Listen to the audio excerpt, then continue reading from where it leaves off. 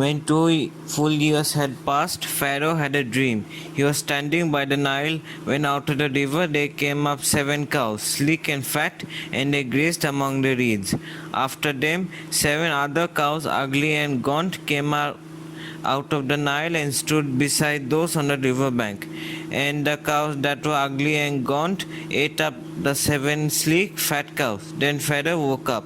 He fell asleep again and had a second dream.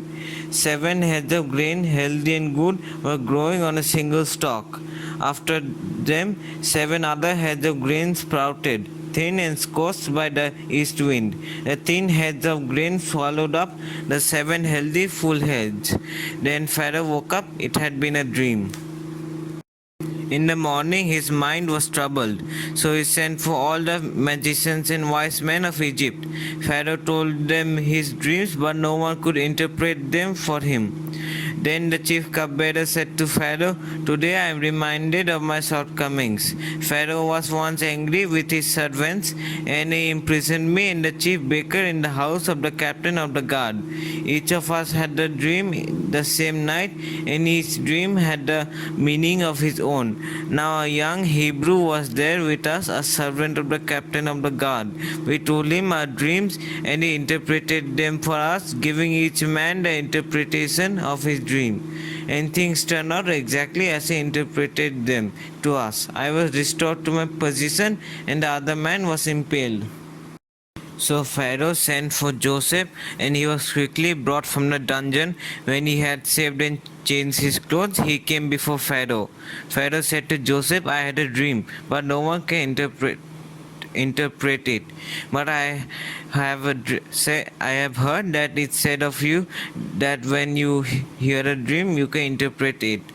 I cannot do it," Joseph said to Pharaoh, "but God will give Pharaoh the answer he desires."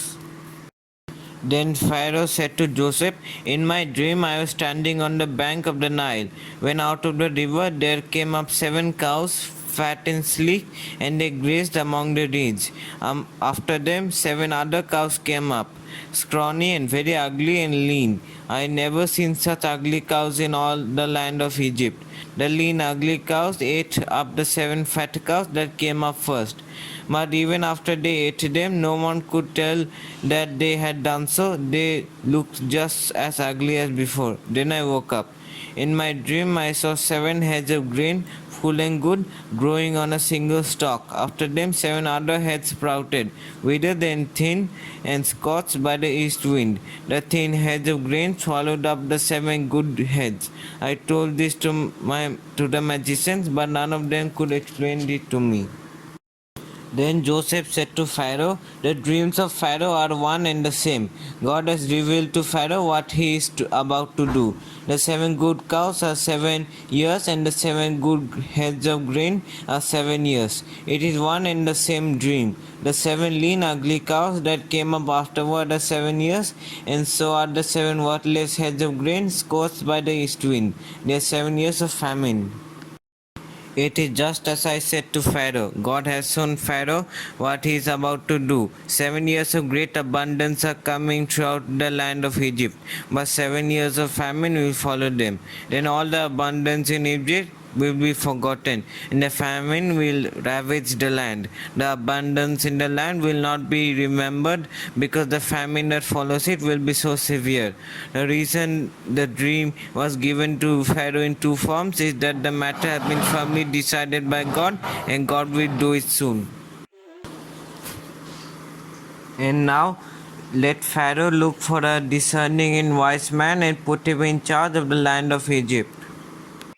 Let Pharaoh appoint commissioners over the land to take a fifth of the harvest of Egypt during the 7 years of abundance. This will collect all the food of these good years that are coming and store up the grain under the authority of Pharaoh to be kept in the cities for food. This food should be held in reserve for the country, to be used during the 7 years of famine that will come upon Egypt, so that the country may not be ruined by famine."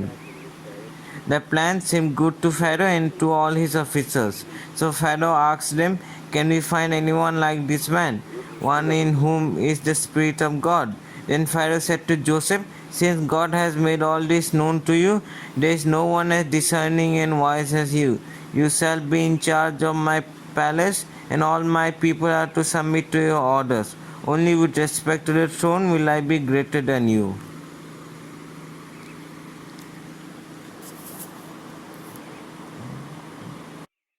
So Pharaoh said to Joseph, "I hereby put you in charge of the whole land of Egypt." Then Pharaoh took his signet ring from his finger and put it on Joseph's finger. He dressed him in robes of fine linen and put a gold chain around his neck. He had him ride in a chariot as his second in command, and people shouted before him, "Make way!" Thus he put him in charge of the whole land of Egypt. Then Pharaoh said to Joseph, "I am Pharaoh, but without your word, no one will lift hand or foot in all Egypt." Pharaoh gave Joseph the name Zaphaneth-Phaneah and gave him Asnath, daughter of Potiphar, priest of On, to be his wife. And Joseph went throughout the land of Egypt. Joseph was 30 years old when he entered the service of Pharaoh, king of Egypt, and Joseph went out from Pharaoh's presence and traveled throughout Egypt. During the 7 years of abundance, the land produced plentifully. Joseph collected all the food produced in those 7 years of abundance in Egypt and stored it in the cities.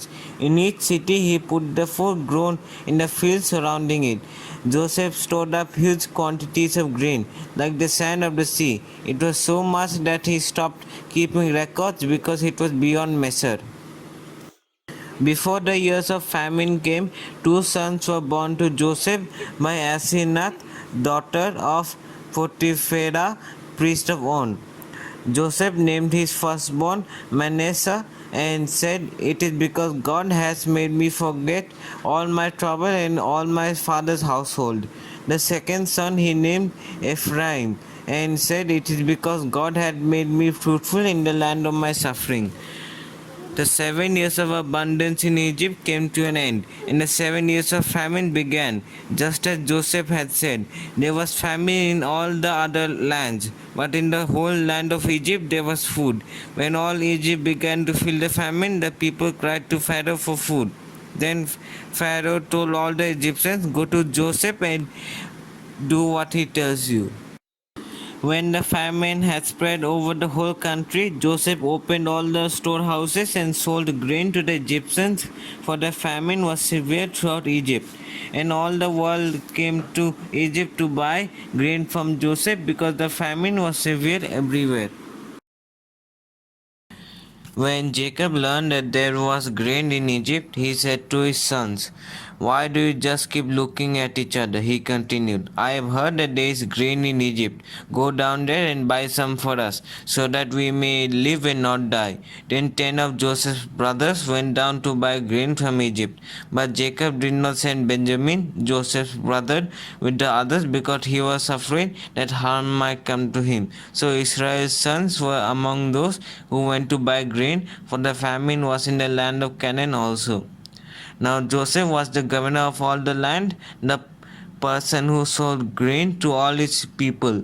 So when Joseph's brothers arrived, they bowed down to him with their faces to the ground.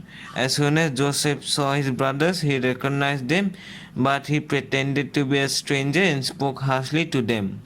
"Where have you come from?" he asked. "From the land of Canaan," they replied, "to buy food." Although Joseph recognized his brothers, they did not recognize him. Then he remembered his dreams about them and said to them, "You are spies. You have come to see where our land is unprotected." "No, my lord," they answered. "Your servants have come to buy food. We are all the sons of one man. Your servants are honest men, not spies." "No," he said to them. "You have come to see where our land is unprotected." But they replied, "Your servants were 12 brothers, the sons of one man, who lives in the land of Canaan.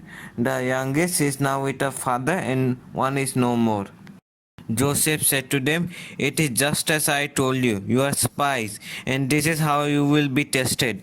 As surely as Pharaoh lives, you will not leave this place unless your youngest brother comes here. Send one of your number to get your brother." The rest of you will be kept in prison so that your words may be tested to see if you are telling the truth. If you are not, then as surely as Pharaoh lives, you are spies. And he put them all in custody for 3 days. On the third day, Joseph said to them, "Do this and you will live, for I fear God. If you are honest men, let one of your brothers stay here in prison, while the rest of you go and take grain back for your starving households. But you must bring your youngest brother to me, so that your words may be verified and that you may not die." This they proceeded to do. They said to one another, "Surely we are being punished because of our brother. We saw how distressed he was when he pleaded with us for his life, but we would not listen. That is why this distress has come on us." Reuben replied, "Didn't I tell you not to sin against the boy? But you wouldn't listen. Now we must give an accounting for his blood." They did not realize that Joseph could understand them, since he was using an interpreter. He turned away from them and began to weep, but then came back and spoke to them again. He had Simeon taken from them and bound before their eyes.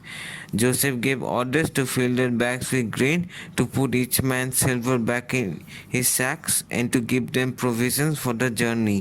After this was done for them, they loaded their grain on their donkeys and left. At the place where they dropped for the night, one of them opened his sack to get feed for his donkey. He saw silver in the mouth of his sack. "My silver has been returned," he said to his brothers. "Here it is in my sack." Their hearts sank, and they turned to each other trembling and said, "What is this that God has done to us?" When they came to their father Jacob in the land of Canaan, they told him all that had happened to them. They said, "The man who is Lord over the land spoke harshly to us and treated us as though we were spying on the land." But we said to them, "We are honest men, we are not spies. We are 12 brothers, sons of one father. One is no more, and the youngest is now with our father in Canaan." Then the man who is Lord over the land said to us, "This is how I will know whether you are honest men. Leave one of your brothers here with me and take food for your starving households and go. But bring your youngest brother to me, so I will know that you are not spies but honest men. And I will give your brother back to you, and you can trade in the land." As they were emptying their sacks, there in each man's sack was his pouch of silver. When they and their father saw the money pouches, they were frightened. Their father Jacob said to them, "You have deprived me of my children. Joseph is no more and Simeon is no more. And now you want to take Benjamin. Everything is against me." Then Reuben said to his father, "You may put both of my sons to death if I do not bring him back to you. Entrust him to my care, and I will bring him back." But Jacob said, "My son will not go down there with you. His brother is dead, and he is the only one left. If harm comes to him on the journey you are taking, you will bring my grey head down to the grave in sorrow."